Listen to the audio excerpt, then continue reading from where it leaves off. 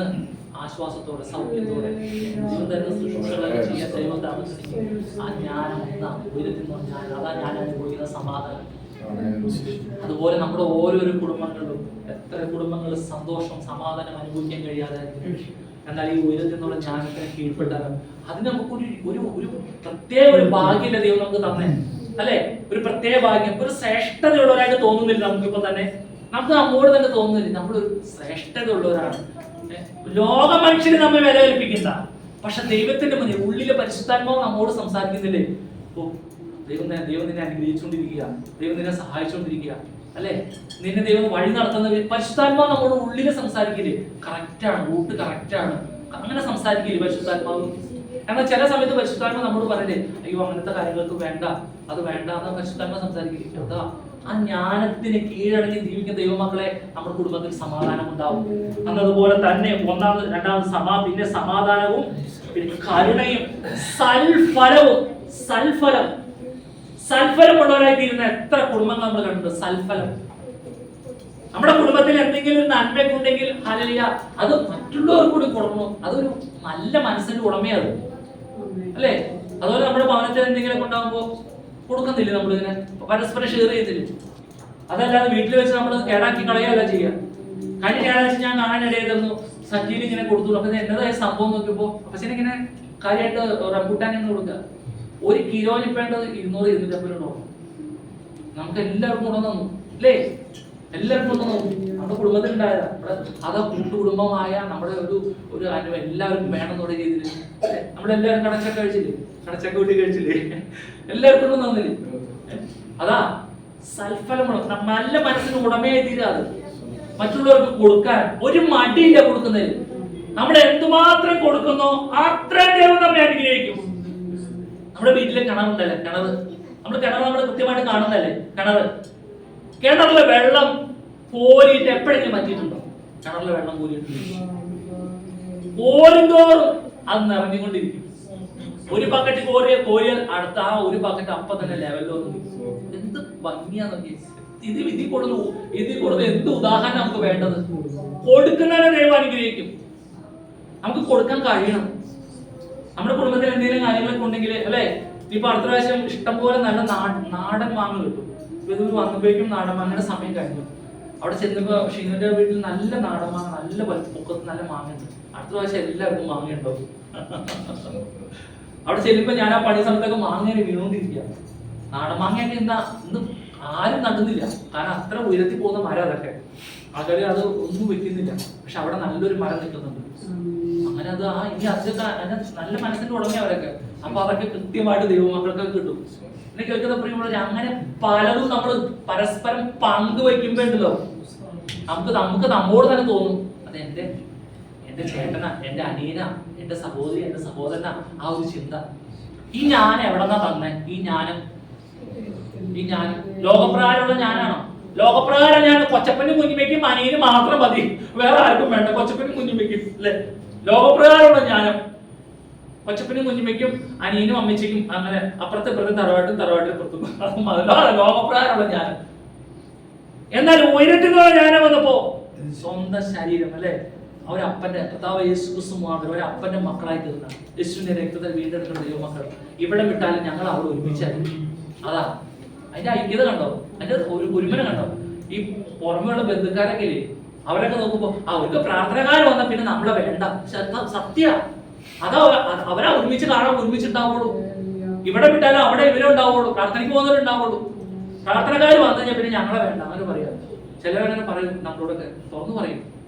അത് അവരുടെ ഉള്ളിൽ നമ്മൾ ആ പ്രാർത്ഥനയ്ക്ക് പോകുന്ന ആളുകൾ ഒരുമിച്ച് കാണുമ്പോൾ അവരുടെ സംസാരവും ഇത് കാണുമ്പോൾ രക്തബന്ധത്തിന് പോലും വില കൽപ്പിക്കാതെ ഇവർ എന്ത് ഈ വർത്താനം പറഞ്ഞതൊക്കെ ചിന്തിക്കുന്നത്.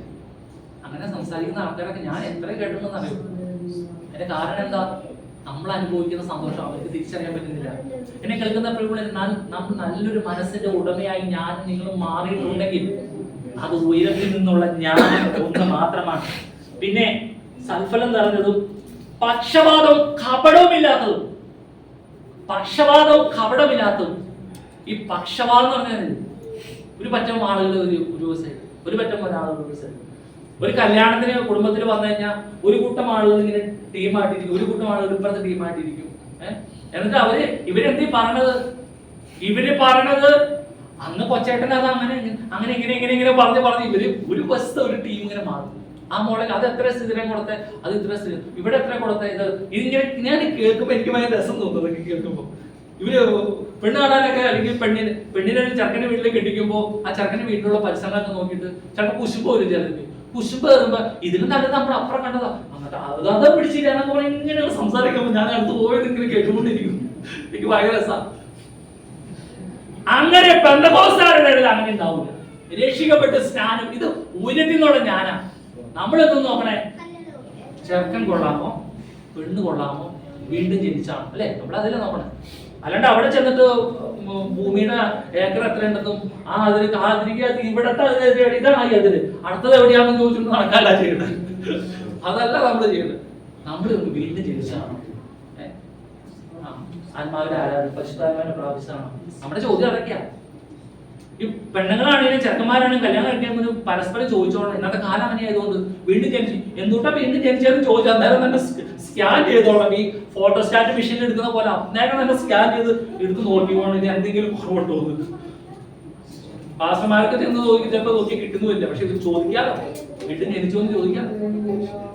വളരെ പക്ഷപാതം. നമ്മുടെ ഇടയിൽ അങ്ങനത്തെ പരിപാടികളൊന്നുമില്ല. നമ്മളെല്ലാവരും കടന്നു വരും, ഒരുമിച്ച് വരും.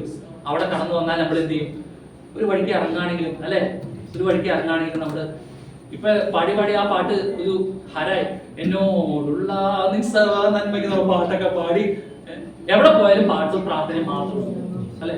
അവിടെ വേറെ ഒന്നും പ്രത്യേകിച്ച് ഒന്നുമില്ലല്ലോ. വേറെ മാറിക്കൂടി അപ്പുറം പറഞ്ഞ് വേറെ ഒന്നും പറഞ്ഞുകൊണ്ടിരിക്കൊന്നുമില്ല, കപടവുമില്ല. എല്ലാവരും കാണുമ്പോൾ വീണ്ടും സ്തോത്രം സ്തോത്രം സന്തോഷത്തോടെ അല്ലേ. നമ്മൾ നാരായണൻ കഴിഞ്ഞാൽ നമ്മളെല്ലാവരും സ്തോത്രം കൊടുക്കുന്നത് സന്തോഷത്തോടെ അല്ലേ.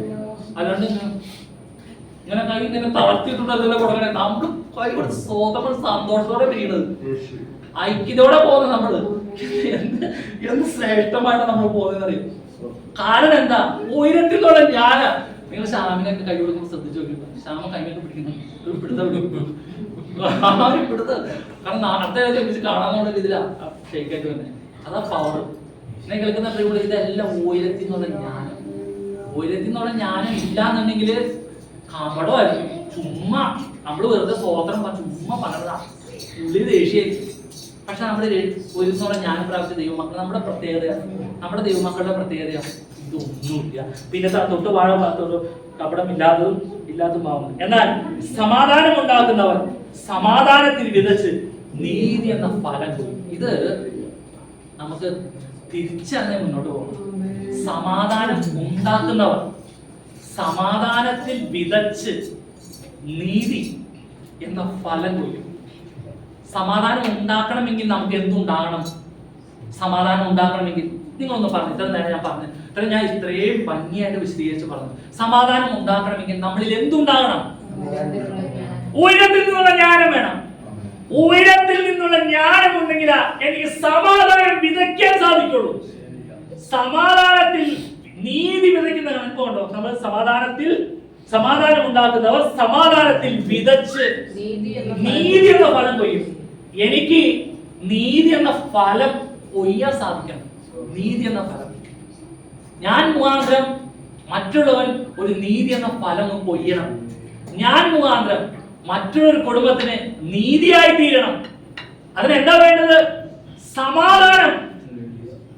സമാധാനം ഉണ്ടാക്കുന്നവർ സമാധാനത്തിൽ. ഒരു കുടുംബത്തിന് എന്തെങ്കിലും ഒരു ബുദ്ധിമുട്ട് കടന്നു വന്നാൽ ഞാൻ കടന്നു വന്ന് ആ ബുദ്ധിമുട്ട് അങ്ങോട്ട് പേരിപ്പിച്ച് ബലൂൺ വീർപ്പിക്കുന്ന പോലെ വീർപ്പിച്ചിട്ടോ ഒരു പൊട്ടിക്കലല്ല ചെയ്യേണ്ടത്.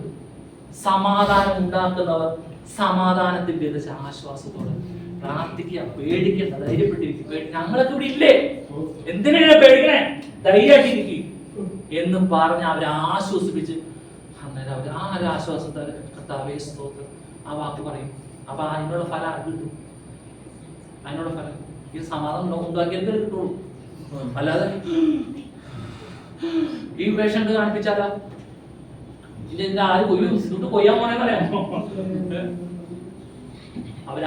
കുടുംബത്തിന് ആശ്വാസം ഉണ്ടായിരുന്നു. അവരുടെ ഉള്ളില് മനുഷ്യനാണ്, താങ്ങാനൊക്കെ ഒരു പരിധി ഉണ്ടാവും. അപ്പൊ അതിന്റെ ഇടയിൽ നമ്മൾ എന്ത് ചെയ്യാ? സമാധാനം ഉണ്ടാക്കുന്നവർ. എങ്ങനെ? കാരണം ഉയരുന്നുള്ള ജ്ഞാനം സമാധാനത്തിൽ വിതച്ച് നീതി എന്ന ഫലം വരും. അവർ സമാധാനത്തോടെ നീതി എന്ന ഫലം ആ കുടുംബം നല്ലതുപോലെ ഭക്ഷണം കഴിച്ച് സമാധാനത്തോടെ കിടന്നുറങ്ങും. അതിന് കാരണമായി തീർന്നത് നമ്മളാണോ? അവിടെ ദൈവം പ്രവർത്തിക്കും. ഇതിനൊക്കെ കഴിയുന്ന എന്താണെന്നറിയോ? ഇതൊക്കെ നമ്മൾ അങ്ങനെ അവിടെ അറിയൂ. ഒരു എന്നുള്ള ഞാനാ